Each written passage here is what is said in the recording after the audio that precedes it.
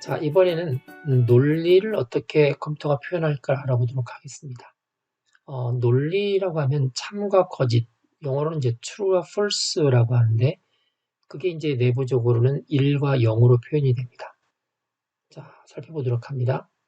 자, 먼저 디지털 논리 회로라는 게 있는데, 이 논리라는 말이 사용됐는데, 결국 0과 1을 가지고 참과 거짓을 구현하면서, 그 참과 거짓의 연산들이 컴퓨터 내부적으로 하드웨어적으로 게이트라는 것을 통해서 구현이 되어 있어요. 게이트. 어떤 게이트가 있냐면 AND 게이트, OR 게이트, NOT 게이트, NAND, NOR, exclusive 등의 게이트들이 있는데 얘가 이제 논리적인 연산자들이고요. 그 논리적인 연산자들을 하드웨어로 구현한 것들을 이제 게이트라고 합니다. 이 논리적인 연산자를 위해서 사용되고 있는 기본적인 수학이 이제 부울린 대수인데, 부울린 엘제브라라는 건데 1848년 영국의 수학자인 조지 부울이라는 사람이 제안을 한 겁니다. 우리 일상생활에서 논리적인 값, 참과 거짓을 논리적으로 이제 1과 0으로 대응시켜서 그걸 이제 수학적으로 다룬 거죠. 그래서 이 수학적으로 다룬 것들을 논리로에 그대로 구현한 거가 디지털 논리 게이트고, 하드웨어 구현에도 많이 사용되지만 이게 이제 수학적 연산, 논리 연산에도 그대로 이용이 되고 있습니다. 자, 부울대수 가운데서 기본적인 연산 한번 보도록 하죠. 논리 곱 and, 논리 합 or, 논리 부정 not, and or not. 이 세 가지가 가장 많이 쓰이는데, 자, 이 논리 곱 같은 경우는 보통 이제 곱셈, 여기 논리 합은 덧셈에 많이 사용되고 있고요. 이 참과 거짓을 표현할 때는 좀 참은 보통 1, 거짓은 0으로 해서 기계적으로 이제 전기전자적으로 보면은 이제 1은 보통 볼티지가 보통 높은 플러스 5V, 0은 0V 전압으로 표현할 수도 있습니다.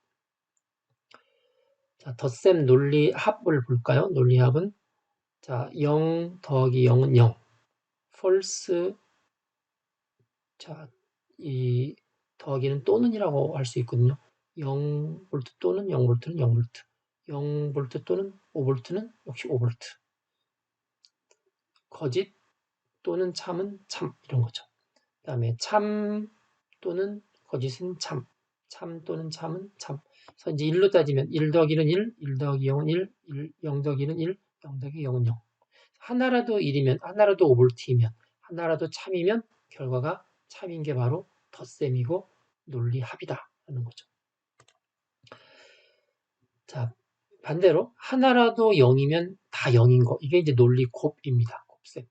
하나라도 0V이면 거기 아무리 많은 볼티지가 와도 다 0V로 나가는 거죠. 0 곱하기 0은 0, 0 곱하기 1은 1, 1 곱하기 0은 0, 1 곱하기 1은 1이죠.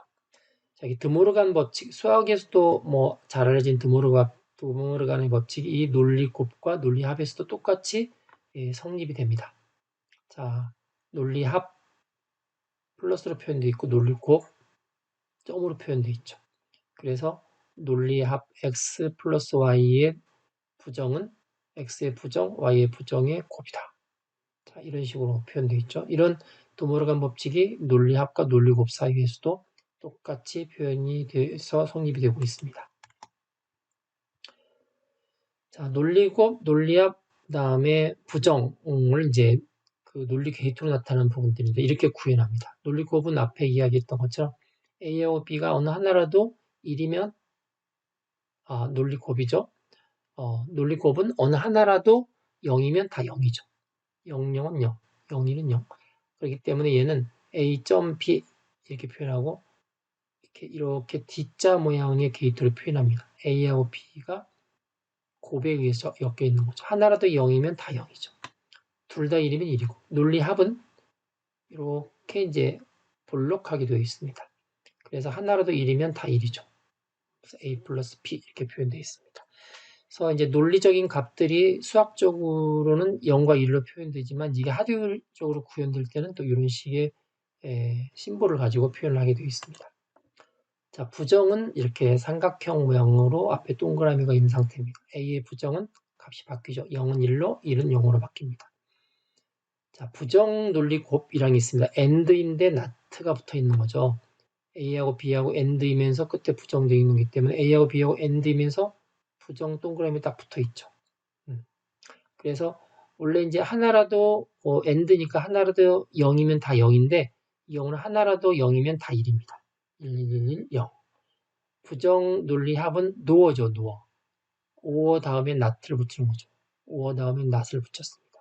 그래서 or는 A 플러스 B죠. or는 하나라도 1이면 1이었죠. 그거에 이제 부정이니까 하나라도 1이면 다 0이고 둘 다 0이면 1이 되는 거죠. 자, 그 다음에 이제 베타적 논리합인데 exclusive or라는 건데 or는 or인데 특이한 게 있습니다.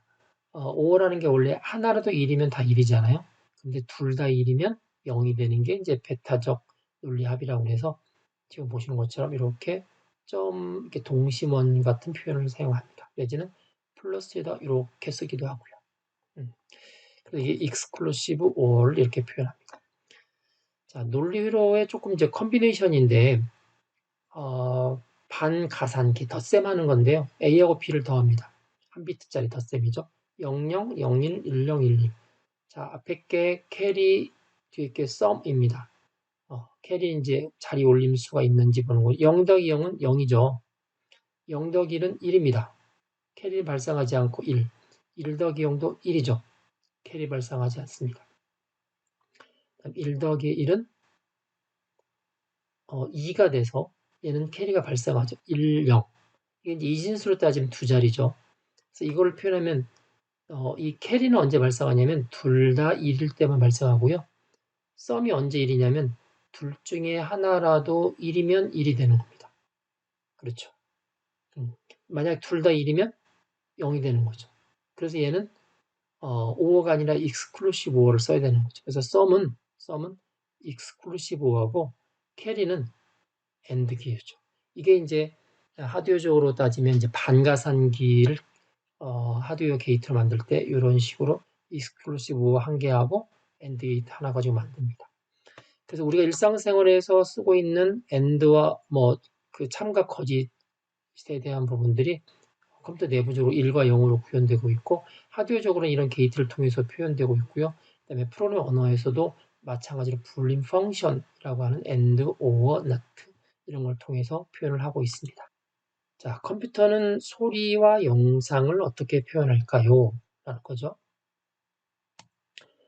자, 소리라는 데이터는 자연 세계에서는 아날로그입니다. 지금 보시는 것처럼 파형들이 이렇게 있죠. 시간에 따라서 변하고 연속적인 곡선이고 이 곡선의 폭과 높낮이는 다 다양합니다. 그렇죠. 어떤 거는 이렇게 날카롭고 높낮이가 다를 수 있죠. 근데 컴퓨터 안에서는 이제 이거를 디지털화 시킵니다. 디지털 신호로. 그래서 이런 파형들이 이렇게 아날로그 신호가 있으면 얘를 이렇게 디지털 신호처럼 이렇게 그 90도 이렇게 꺾어서 가장 근접한 걸로 이렇게 꺾어서 만드는 거를 보통 퀀터마이제이션, 양자화라고 하고요. 그 양자화한 것들에 보시면 여기에 이제 높이가 있죠. 높이가 있고 높이를 자를 때 잘게 자주 자를 수 있지만 듬성 자를 수도 있죠. 잘게 자르면 데이터들이 많아지는 거고 듬성 자르면 데이터가 적어지는 건데 이렇게 잘게 자르면 더 정확하게 데이터를 표현할 수 있겠죠. 이걸 이제 표본화라고 합니다. 샘플링 간격이 좁을수록 아날로그 신호를 디지털로 바꿀 때 보다 정확하게 만들 수 있고 대신에 데이터는 커지는 거죠. 이렇게 양자화시키는 거와 표본화시키는 것을 어떻게 하느냐에 따라서 이런 아날로그 신호가 디지털로 바뀌는 방식들이 다 다릅니다. 옆에 있는 그림은 이걸 이제 양자화시킨 다음에 표본화시킨 것들이 나와 있죠. 이 높이들이 이제 하나의 데이터가 돼서 요 샘플링 간격들에 의해서 이 막대기 지금 5개밖에 나와 있지 않지만 어떤 경우는 10개, 20개, 30개 이렇게 나와 있게 되죠. 당연히 그런 것들이 더 정확하게 표현할 수 있겠죠. 당연히 이제 이런 샘플링 간격 사이사이에 표현되지 않은 데이터들은 사라지고 이 높낮이가 탁탁탁 끊어지기 때문에 이것 때문에 이제 정보 손실의 현상들이 벌어지게 되는 거죠. 이런 정보 손실을 최소화시키는 방법이 가장 좋은 소리와 영상을 표현하는 방법입니다. 자, 이제 영상은 보시면 조그만 이런 단위를 픽셀이라고 그런다고 그랬죠? 픽처 엘리먼트 픽셀이라고 합니다. 이 픽셀에 이제 특정한 색상 값을 이제 부여해서 뭐 흑백이든 칼라든 그다음에 색상 값을 많이 부여하면 칼라를 더 풍부하게 표현할 수 있겠죠. 그래서 이렇게 영상이나 뭐 이미지나 영상 데이터를 표현하는 방법을 빗맵 방식과 베타 방식이 있는데 빗맵 방식은 이렇게 하나의 비트를 이제 그림을 이렇게 잘게 비트 이렇게 격자 모양으로 쪼개서 하나의 비트를 이제 정보를 가지고 표현하는 방법이고요. 벡터는 이제 이런 것들을 하나의 그 직선식으로 바꿔줍니다. 식으로 바꿔서 그림이 점점 이제 커지면 뭐 식도 연장해서 쭉 유지가 되기 때문에 그림이 확대되거나 그래도 이 빗맵 방식은 하나의 픽셀이 커지면 이제 그걸 더 자세히 구분할 수 없어서 그림이 깨지는데 벡터는 더 자세히 이렇게 나타낼 수 있다는 그런 장점을 가지고 있습니다. 자, 똑같은 사진인데 어떤 거는 해상도가 좋고 어떤 해상도가 떨어지죠. 어떻게 하면 해상도가 좋아질까요? 이 픽셀을 세분화시키면 됩니다. 좀 더 자세히 픽셀을 세분화시키면 되고 또 하나는 그 하나의 픽셀 안에서 표현할 수 있는 데이터를 더 크게 표현할 수 있도록 해주면 되는 거죠. 비트 수를 그 픽셀을 표현하는 비트 수를 더 늘리는 거죠. 결국은 이제 파일 용량이 커지면 해상도가 높아진다라고 보실 수가 있습니다. 자, 이번에는 이 앞서서 이야기했던 뭐 양자와 표고나 이런 이야기를 했는데 그런 작업을 해주는 이제 그 장치를 코덱이라고 합니다. 이게 보통 이제 하드웨어 장치도 있지만 보통 소프트웨어 장치도 있어서 코덱이라는 말은 원래 코더, 디코더의 합성어입니다. 코더, 부호화시키는 거, 변조한다고 그러고요. 디코더, 부호를 다시 원래대로 번역해서 돌리는 거죠. 복조라고 합니다. 내지는 컴프레션, 압축이라고 하고 그걸 풀어내는 것을 디컴프레션. 그래서 이것도 역시 코덱이죠. 자, 그래서 코덱은 이제 영상이나 음성들의 아날로그 데이터를 앞서 이야기했던 양자와 표본화 과정을 거쳐서 컴퓨터가 처리할 수 있는 데이터, 디지털 데이터로 변환하거나 그 반대로 디지털 데이터를 아날로그 데이터로 복조하는 그런 장치를 코덱이라고 합니다. 이 코덱이 국제 표준화가 안 되어서 뭐 회사마다 기술마다 다 다르기 때문에 압축하는 방법, 화질, 압축률 등이 다 다르고 호환성도 없습니다. 그래서 이제 여러분들 어떤 동영상이나 이런 걸 음성들을 볼 때 보통 개별 코덱을 설치를 해야 되지만 어떤 경우는 이제 세트로 가지고 있습니다. 보통 통합 코덱 있기 때문에 통합 코덱을 설치하면 여러 가지 이 동영상이나 소리 이런 것들을 번거롭게 코덱들을 여러 개 설치하지 않아도 다 같이 이렇게 해석해주는 변조해주고 복조해주는 그런 기능들을 해주는 경우가 있습니다. 자, 동영상 코덱이 있고 오디오 코덱이 있는데 이 동영상 코덱에 보면 HVC 이걸 줄여서 H.264라고 하고요. H.265도 있고요. 그다음에 MPEG-4, 뭐 DVX 프로 코드, 윈도우 미디어 인코더, XDB 이런 등등의 코덱이 있고 이런 코덱들한테 적용을 시키기 위해서 안에 이제 동영상이나 이런 것들을 넣어놓는 포맷이 있습니다. 그걸 컨테이너 포맷이라고 합니다. 우리가 흔히 말할 때는 파일 포맷이라고 하는데 동영상이 이제 포맷이 있게 되는데 그 포맷에 따라서 동영상을 압축하거나 저장하는 방식이 달라지겠죠. 그래서 MPEG이라는 가장 유명한 방식이 있고요. 또 인텔에서 말한 인데오, 그 다음에 뭐 시네팩, 그다음에 ASF 등등등등이 이제 이런 동영상에 관한 컨테이너 포맷이 있고요. 이런 것들을 이제 해석해 주는 게 코덱인데 보통은 이제 이렇게 코덱과 컨테이너 포맷을 구분 안 하고 그냥 MPEG 코덱, 뭐 그다음에 시네팩 코덱, 컨테이너 포맷과 코덱을 거의 이제 동일시해서 부르는 경우가 많이 있습니다. 자, 오디오도 마찬가지로 플렉, 뭐 알렉, 뭐 여러 가지 많은 것들이 있고 이 컨테이너 포맷도 이제 MP3 보통 가장 보편적으로 알려져 있고요. OGG, MP3가 약간 상업화되는 거에 대해서 반발해서 나온 게 이제 OGG고요. 그다음에 플렉, AC3 그다음에 DTS 이런 이제 돌비 시스템에서 나온 거고 AAC, WMA 등등이 있습니다. 좀 복잡하긴 하지만 여러분들이 이제 이해하실 때 이 동영상이나 뭐 오디오를 우리가 디지털로 바꿔주거나 다시 아날로그로 변환시켜 줄 때는 코덱이 필요하고 코덱이 표준화되지 않는 바람에 이제 통합 코덱 같은 경우가 있고 통합 코덱이 만약에 커버를 못 해주는 그런 이제 동영상 포맷 같은 경우는 해당 코덱을 설치해야 된다.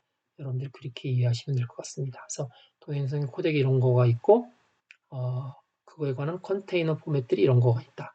오디오 코덱에도 이런 거가 있고 오디오 코덱에 상응하는 컨테이너 포맷들이 이런 거가 있다. 라고 여러분들이 이해하시면 될 것 같습니다. 이 동영상과 관련된 멀티미디어 부분들은 이제 정보보호학과에서 그렇게 크게 다루지 않고 나중에 여러분들이 워터마킹이라든지 저작권 보호할 때는 이 부분을 이제 다루는 경우가 있습니다.